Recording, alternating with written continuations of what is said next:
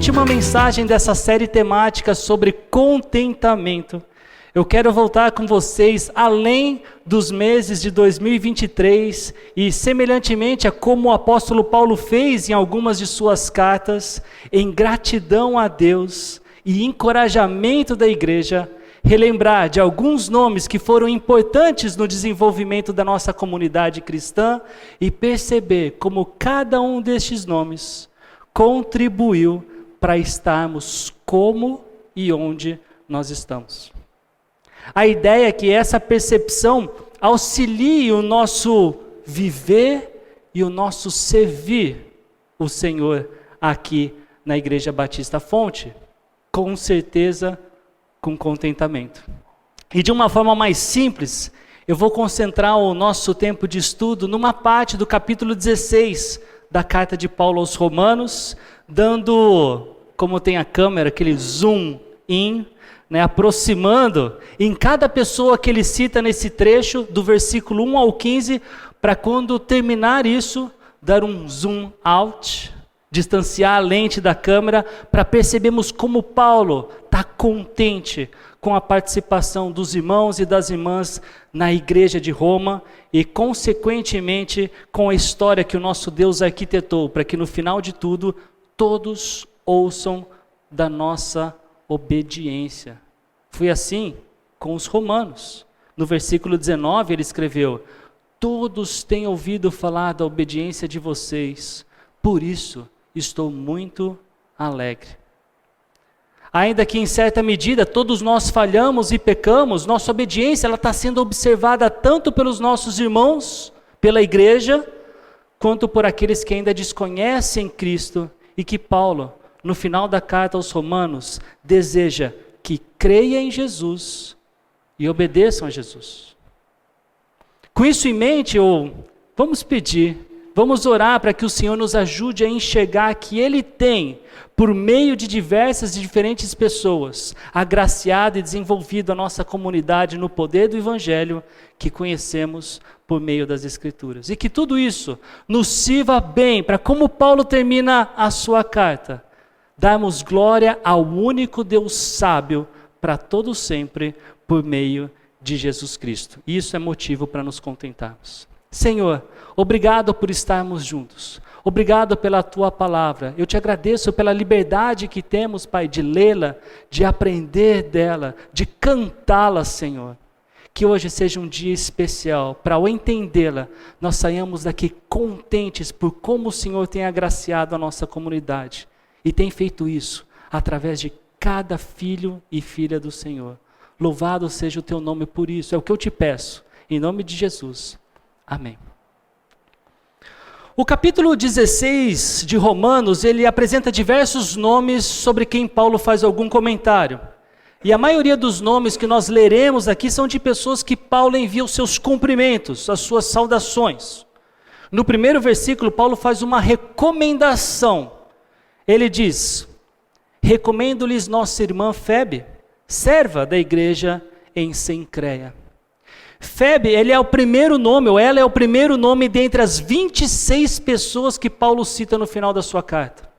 Ela é descrita como nossa irmã, bem como servo ou serva da igreja na cidade de Cencreia, e que ficava aproximadamente 10 quilômetros de Corinto, de onde Paulo escreveu essa carta, e em outra ocasião ele havia passado 18 meses.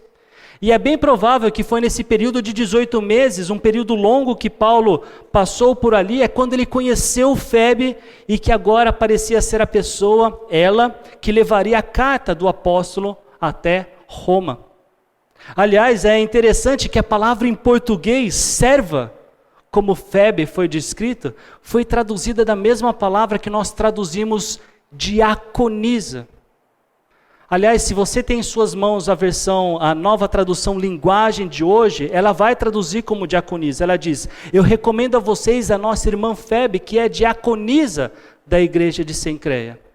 Mas por alguns argumentos contextuais, como é o caso de Epáfras em Colossos, como é o caso de Timóteo em Éfeso, que também são descritos com a mesma palavra, só que no masculino, serva, eu acredito ser a melhor tradução aqui para o nosso texto. Mesmo assim, e eu estou querendo dizer isso para vocês, porque existe um peso dele ter escolhido essa palavra, diáconos, e não doulos, que geralmente é como a gente traduz servo, ou é a palavra grega que nós traduzimos por servo, ela nos incentiva a pensar que essa irmã, ela não era qualquer uma na igreja de Cencreia.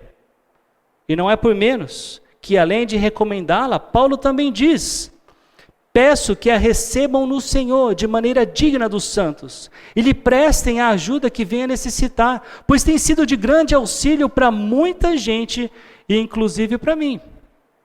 Em outras palavras, Paulo está pedindo que os irmãos de Roma recebam Febe de uma forma que seja proporcional à sua posição como povo de Deus, ou seja, de acordo com o amor, a generosidade, a hospitalidade que devem caracterizar o povo de Deus.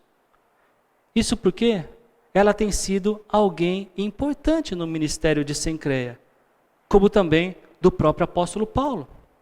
Febe era provavelmente uma pessoa com algum poder aquisitivo, mas que colocava a sua posição, os seus recursos e o seu tempo à disposição da igreja. Já Priscila e Áquila, os próximos nomes da lista, são os primeiros que Paulo saúda e chama de colaboradores, ou seja, são pessoas que trabalham em união com Paulo em prol do Evangelho. Vejam o versículo 3 e 4. Saúdem Priscila e Áquila, meus colaboradores em Cristo Jesus, arriscaram a vida por mim. Sou grato a eles, não apenas eu, mas todas as igrejas dos gentios. Lucas fala desse casal em Atos capítulo 18, dizendo que Áquila era natural da cidade de Porto e que havia chegado recentemente da Itália com Priscila, a sua mulher, porque o imperador Cláudio ele havia ordenado que todos os judeus fossem expulsos, que saíssem de Roma. Isso está lá em Atos 18, 2.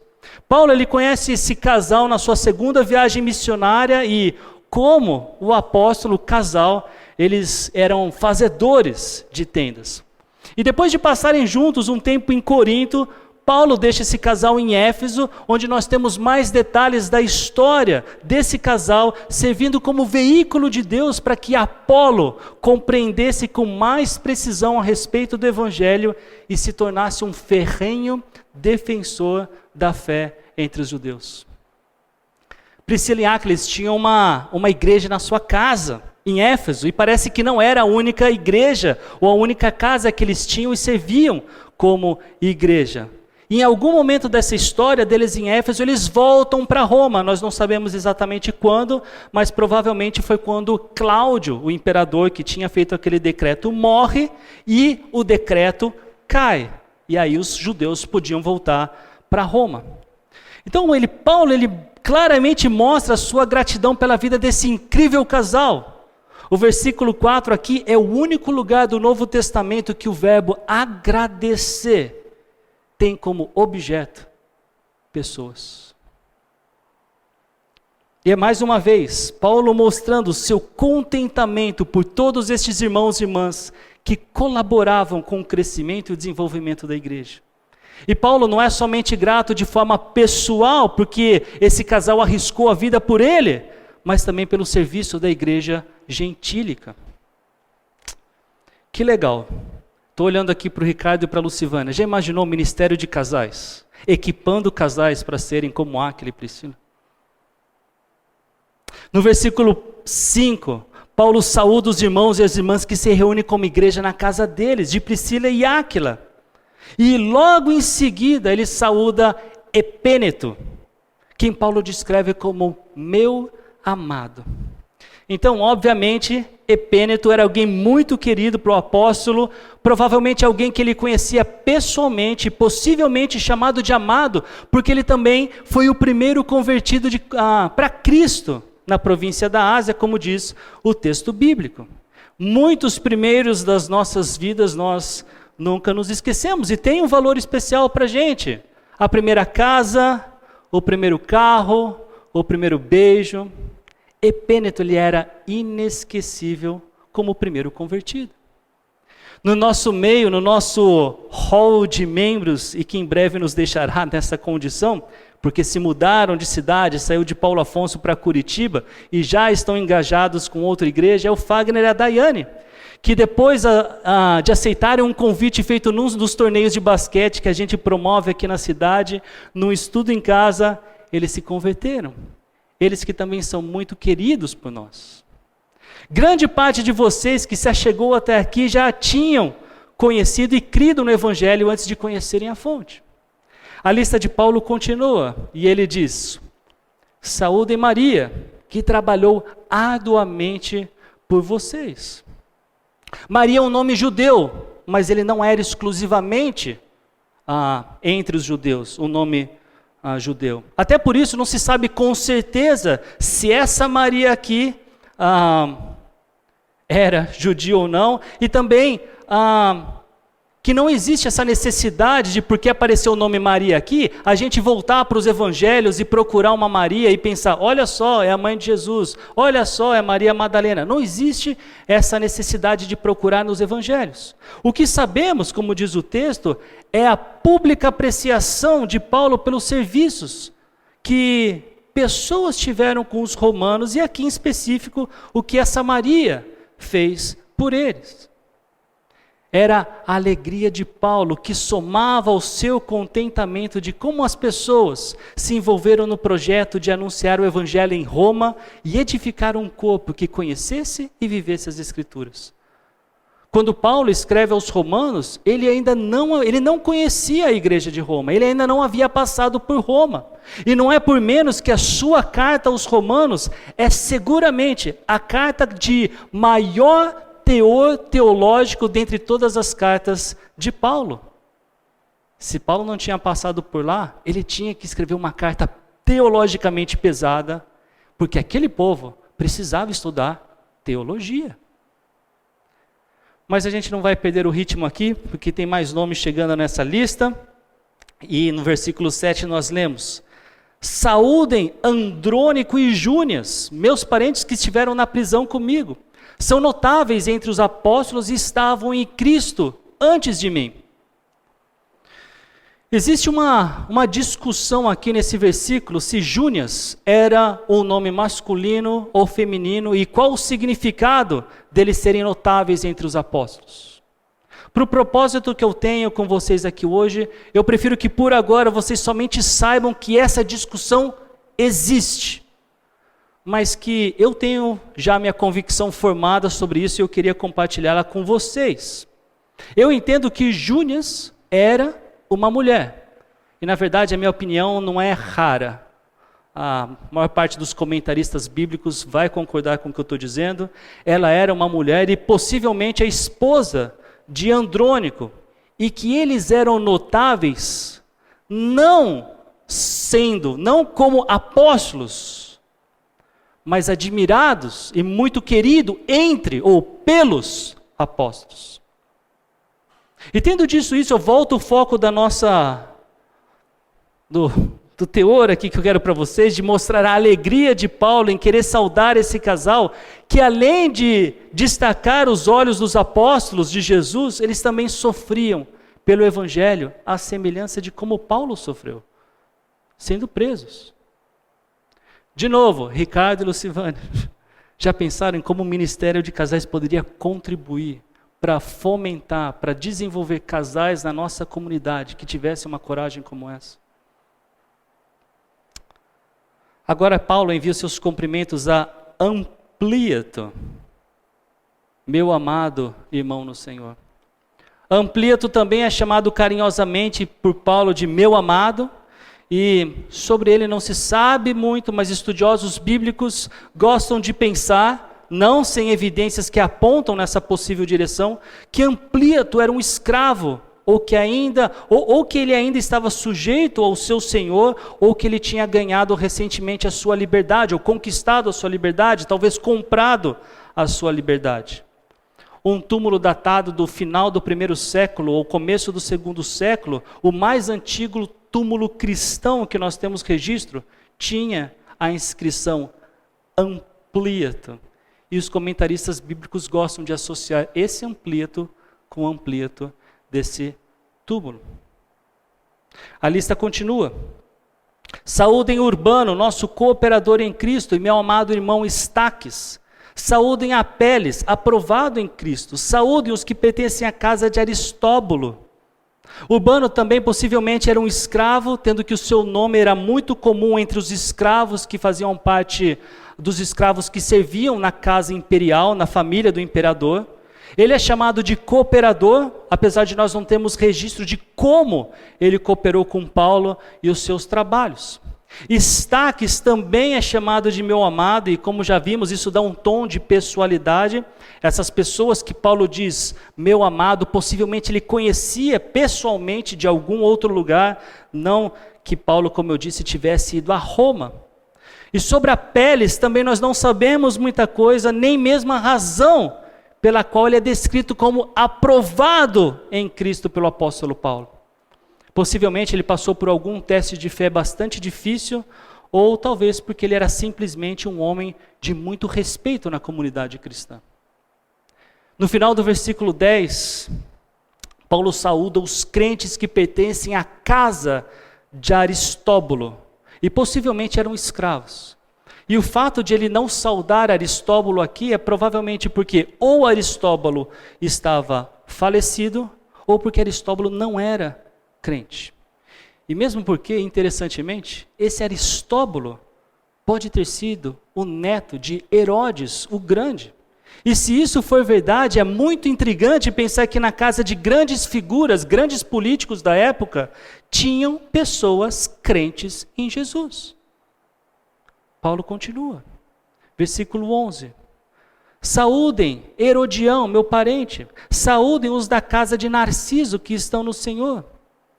E esse versículo é a única vez que esses dois nomes aparecem na Bíblia, e é por isso também que nós não sabemos muita coisa a respeito deles. Mas vale mais uma vez destacar, quando fala da casa de Narciso, provavelmente quem ele está saudando aqui são os escravos da casa de Narciso. Saúdem Trifena e Trifosa, mulheres que trabalham arduamente no Senhor. Saúdem a amada Pérside, outra que trabalhou arduamente no Senhor. E aqui nós temos Paulo saudando 3 irmãs que ele descreve como mulheres que trabalharam arduamente no Senhor. Com isso ele quer dizer que elas serviram pesado à igreja, anunciando o evangelho aos descrentes e nutrindo os crentes em Cristo com a palavra. O envolvimento de mulheres na história da igreja, ela não é recente, ela é desde o começo da igreja. E apesar das tentativas de alguns minimizarem o papel das mulheres, tanto naquela época como agora, isso conflita com aquilo que as Escrituras nos ensinam. Não é porque homens e mulheres claramente são diferentes e possuem papéis diferentes na administração de Deus que Ele estabeleceu para este mundo, especialmente para as famílias e para a igreja, é que elas tenham dignidades diferentes. Gente, esse tipo de conversa, ela morre. Basta citar o que Deus falou a respeito do homem e da mulher na criação. Em Gênesis 1, 27, por exemplo, criou Deus o homem à sua imagem, a imagem de Deus os criou, homem e mulher os criou. A nossa dignidade, a nossa honra não está presa, não está anexada a alguma coisa que a gente faz, ou pelo nosso gênero ou sexo, não é isso. Todos nós temos a mesma honra e a mesma dignidade, porque somos todos criaturas de Deus. Era muito importante, como ainda é muito importante, que mulheres trabalhem arduamente no Senhor, servindo a igreja, servindo as suas famílias, servindo ao propósito de Deus nesse mundo. E no versículo 13, Paulo diz, saúdem Rufo, eleito no Senhor, e sua mãe, que tem sido mãe também para mim. Rufo, ele é descrito por Paulo como eleito no Senhor, mas a verdade é que essa descrição não torna Rufo mais especial que os outros crentes. Ela somente afirma que Paulo via Rufo como um verdadeiro crente, visto que essa expressão ela serve para qualquer um que seja crente no Senhor Jesus. Agora, a sua mãe, ou a mãe de Rufo, ela era especial para Paulo, porque ela também serviu para ele como uma mãe.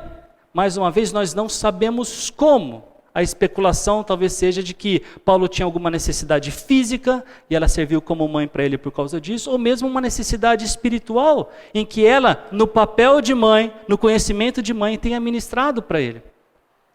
Paulo, dizer que a mãe de Rufus lhe serviu como mãe, me lembra muito da promessa que Jesus faz em Marcos, capítulo 10, quando ele responde uma das perguntas de Pedro. Talvez vocês se lembrem. Esse é o desenrolar do texto depois da história de Jesus se encontrando com o jovem rico.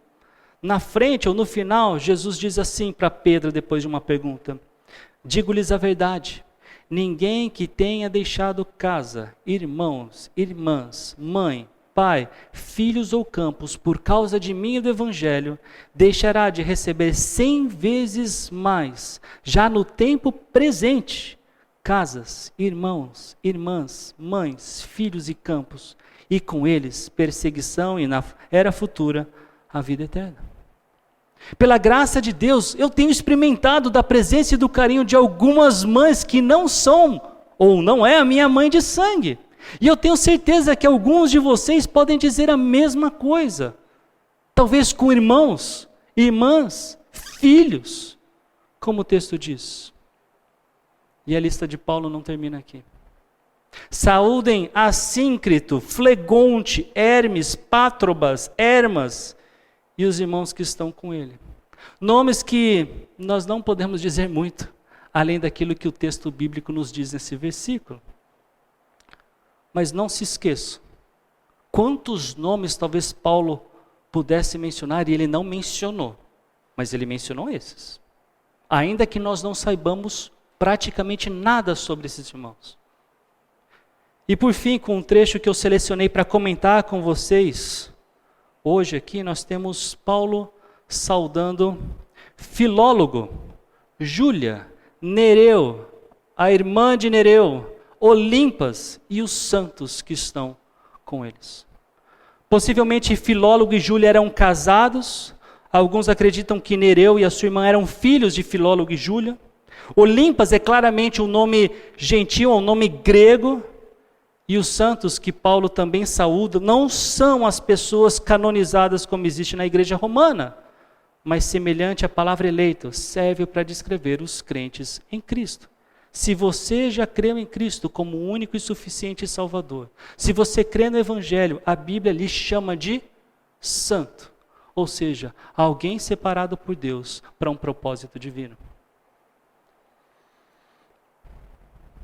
A lista de Paulo, os nomes que ele cita e descreve, continua. Versículo 15 não é o último dessa lista. Mas eu acredito que esse trecho que eu compartilhei com vocês, com algum detalhe, já nos serve para perceber o contentamento de Paulo em notar o cuidado de Deus para que o Evangelho fosse anunciado. E a igreja protegida. Se vocês continuarem a leitura, nos versículos seguintes, ele vai dizer sobre isso em Romanos 16. E tudo isso feito por quem? Pelo intermédio de pessoas que o Senhor Jesus alcançou. E mais uma vez, que Paulo tão alegremente mencionou. Pense na sua história de conversão. São raros. Adoraria saber se esse é o seu caso. Se quiser, depois que eu disser aqui, fique à vontade para levantar a sua mão. Mas são raros os casos que uma pessoa, por vontade própria, não foi incentivada por ninguém, foi lá na livraria ou foi numa biblioteca, pegou uma Bíblia, levou para algum lugar, começou a ler, entendeu o que leu e depois creu no que leu e então se converteu. Esse não é o meu caso. É algum caso aqui? Que por vontade própria, sem incentivo de pessoa alguma, resolveu pegar a Bíblia e verificar o que era verdade e o que não era. Eu estou dizendo isso porque geralmente nós somos incentivados por alguém. Nós fomos positivamente cutucados por alguém que desejou a nossa conversão, que queria que nós fôssemos membros da mesma família, que ele ou ela, a pessoa que nos incentivou, já fazia. E depois de convertidos, orientados pelas Escrituras, nós nos juntamos para cantar louvores a Deus, orarmos coletivamente ao Senhor e aprendemos em grupo da Santa Palavra. É assim que hoje nós estamos aqui, reunidos, numa nova sociedade, chamada de igreja. E para chegarmos no ponto em que estamos hoje, mesmo reconhecendo que temos uma caminhada que vai durar até que o Senhor Jesus Cristo volte, cada um de nós precisou e ainda precisa se dedicar de alguma forma que nos faz perseverar nessa santa maratona. E eu queria mencionar alguns nomes e reconhecer publicamente quão contente eu estou pelo serviço de alguns irmãos e irmãs que já não estão mais aqui conosco. Duas dessas pessoas são o João e a Bia. Eles chegaram aqui em 2015 e não faz muito tempo que eles foram para São Paulo. João e Bia foram quem começaram a fomentar os grupos de estudo bíblico aqui em Paulo Afonso e que no dia 25 de março de 2018, esses grupos se juntaram para o primeiro culto da nossa igreja, num domingo. Desde que eu conheci o João na década de 90, ficou muito claro para mim o coração missionário que ele tinha. Inclusive a ponto de ter sido o filho dele, uma das pessoas que mais me incentivou a participar de um grupo de adolescentes lá em Campinas, e que durante 3 anos eu participei, e foi ali que eu entendi a diferença entre religiosidade e relacionamento com Deus. João, dentre os missionários enviados de São Paulo para cá, era quem mais gostava de se aventurar nos diversos povoados da nossa região. Inclusive separando um tempo para toda semana estar num colégio na zona rural, que não há praticamente nada ao seu redor. Talvez alguns de vocês conheçam o Dionísio, em Glória. Eu creio que vocês já sabem também, mas hoje faz 11 dias que a dona Maria Alice, a mãe de Bia, ela foi recebida por Deus, ela faleceu. Ela também participou de todo esse processo que deu início à nossa igreja, sempre incentivando, sempre encorajando. Aliás, difícil era vê-la de cabeça baixa. Eu nunca escutei essa senhora reclamando. Recentemente nós recebemos aqui o Lucas e a Naila. Eles chegaram aqui em 2018 e deixaram um enorme legado de carinho e dedicação. E por serem jovens, eles se davam muito bem com o público universitário, com o público adolescente, com jovens casais. Lucas sempre se mostrou um irmão muito razoável, muito sensato, enquanto a Naila sempre disposta a desafios que envolviam crianças e adolescentes. Os dois amam a igreja e não é por menos que tentam, desde o ano passado, passar um tempinho aqui conosco, cooperando para que o evangelho seja melhor anunciado. E essa também foi a marca de Arthur e Tárcia, que chegaram aqui em 2019 com muita disposição para fazer o que era preciso para alcançar o povo da região, fosse na área urbana, fosse na área rural. Deus habilitou esse casal com muitos dons, especialmente o de amar. Todos que passaram por eles aqui tiveram a chance de se relacionar com eles, sabem o quanto eles falavam e buscavam viver o evangelho. Aliás, eles inclusive discipularam o Fagner e a Daiane, que eu já citei aqui, e vou falar um pouquinho mais a respeito deles.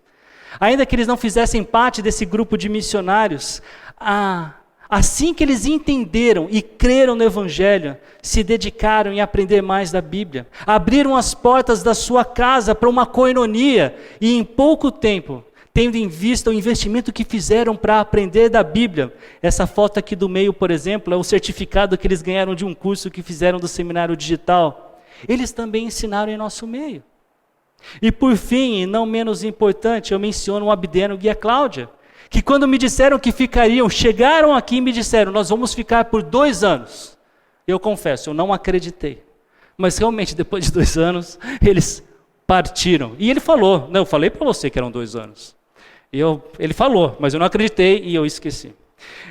Ontem eu tive na formatura do Pepeu, filho da Valna, Roberto ali atrás, do ABC. né? E pensar que a Cláudia ela foi um instrumento de Deus para que algumas crianças do nosso meio e até da nossa vizinhança aqui do Clériston fossem alfabetizadas. Crianças que sofreram em função da pandemia com a didática que era necessário para que elas aprendessem. Imaginem colocar na frente do computador uma criança de 4, 5, 6 anos. Né? Para o adulto, o ensino à distância é mais fácil, mas para as crianças era difícil. E a Cláudia adotou essas crianças e ensinou elas a ler e a escrever.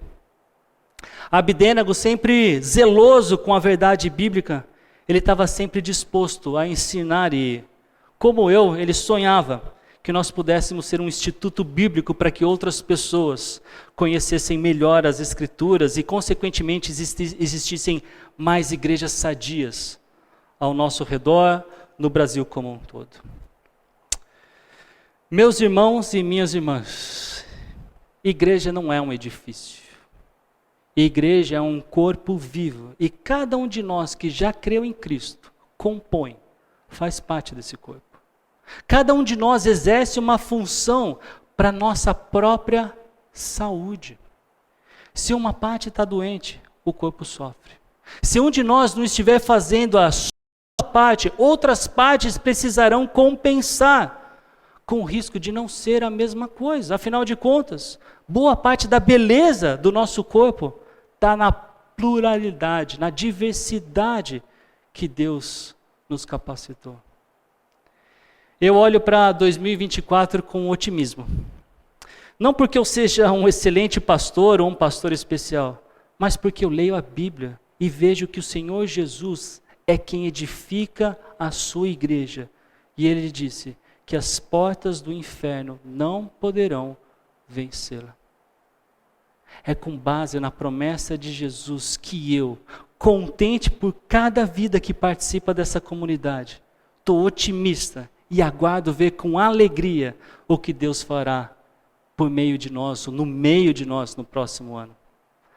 Agora, sabem como Deus vai fazer isso acontecer? Por meio de cada um de nós que vai lutar por andar no Espírito e se atentar a amar a Deus sobre todas as coisas e amar o próximo como a si mesmo. Que o Senhor nos ajude, que o Senhor nos abençoe. Senhor, muito obrigado. Obrigado pela Tua palavra. Obrigado pela alegria que nós temos na participação dos irmãos nessa comunidade, na participação dos irmãos na história da igreja e como cada um deles contribuiu para que nós chegássemos onde nós estamos hoje, para que fôssemos quem nós somos hoje. Obrigado, Senhor, por tudo que o Senhor tem feito, especificamente aqui na Igreja Batista Fonte. Eu te louvo e te agradeço por cada um, Pai, que tem se dedicado a fazer mais e melhor para que o nome do nosso Senhor Jesus seja anunciado entre todas as nações. Eu te louvo, Pai, por tudo que o Senhor prometeu por nós e essa esperança que nos deixa de que dia após dia nós temos a certeza da Tua presença e de que a igreja vai prevalecer. Louvado seja o Teu nome por isso. Nos use para a honra e glória do Teu nome e a satisfação da nossa alma. É isso que eu te agradeço e te peço, em nome de Jesus. Amém.